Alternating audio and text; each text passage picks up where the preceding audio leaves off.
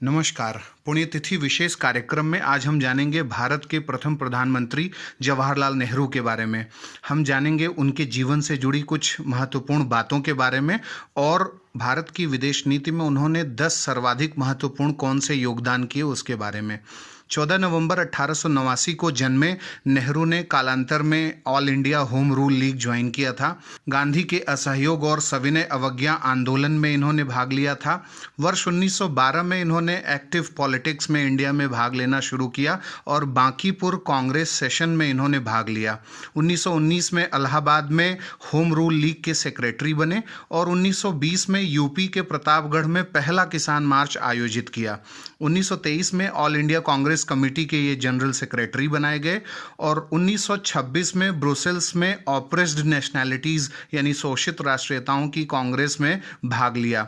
1927 में मॉस्को में जो अक्टूबर सोशलिस्ट रिवॉल्यूशंस की एनिवर्सरी मनाई गई थी उसमें भी नेहरू ने भाग लिया था। 1928 में इन्होंने इंडिपेंडेंस ऑफ इंडिया लीग का गठन किया और 1929 में ये कांग्रेस के लाहौर सत्र के अध्यक्ष चुने गए थे जिसमें कंप्लीट इंडिपेंडेंस का प्रस्ताव पारित किया गया था। अब हम जानेंगे कि भारत की विदेश नीति में इनके सबसे बड़े योगदान कौन से हैं। 22 जून 1946 को संयुक्त राष्ट्र महासभा में अफ्रीकी रंगभेद यानी अपार्थीड के मुद्दे को पंडित नेहरू के नेतृत्व में उठाने वाला भारत विश्व का पहला देश था।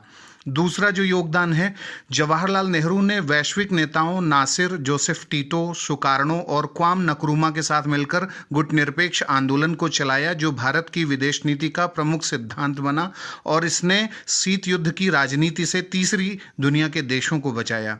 तीसरी महत्वपूर्ण बात है कि 1950 में जवाहरलाल नेहरू के नेतृत्व में ही भारत ने चीन की नई साम्यवादी सरकार और इजराइल को अपनी मान्यता दी थी।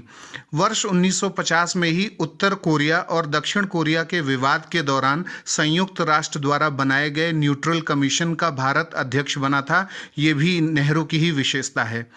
पांचवी बात, 1954 में नेहरू विश्व के पहले व्यक्ति थे जिन्होंने यूएन महासभा में परमाणु हथियारों यानी न्यूक्लियर वीपन्स के कंप्लीट एलिमिनेशन पूर्ण खात्मे का उन्होंने प्रस्ताव रखा था। छठवीं बात, भारत ने नेहरू के ही नेतृत्व में 29 अप्रैल 1954 को तिब्बत और चीन सीमा विवाद के समाधान के लिए चीन के साथ पंचशील समझौता किया जो भारत की विदेश नीति का सर्वाधिक महत्वपूर्ण सिद्धांत रहा है। सातवीं बात यह है कि अंतर्राष्ट्रीय परमाणु ऊर्जा अभिकरण के गठन 1957 और आंशिक परमाणु प्रतिबंध संधि यानी पीटीबीटी जो 1963 में हुई उसको मूर्तमान रूप लेने में नेहरू के विजन का प्रभाव पड़ा था। आठवीं बात, उपनिवेशवाद का दंश झेल रहे देशों और उनके लोगों की राजनीतिक आज़ादी के लिए प्रस्ताव पर 1960 में नेहरू ने संयुक्त राष्ट्र में भारत को सह प्रस्तावक देश यानी को स्पॉन्सर कंट्री बनाया।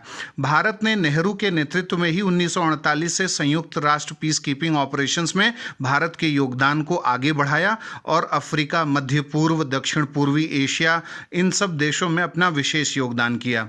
और अंतिम में नेहरू को स्वतंत्र भारत का पहला अंतर्राष्ट्रीयतावादी चिंतक यानी इंटरनेशनल थियरिस्ट भी कहा जाता है, विचारक कहा जाता है, जिन्होंने भारत को एशिया, अफ्रीका, लैटिन अमेरिका जैसे देशों सहित थर्ड वर्ल्ड का लीडर बनाने में महत्वपूर्ण भूमिका निभाई थी।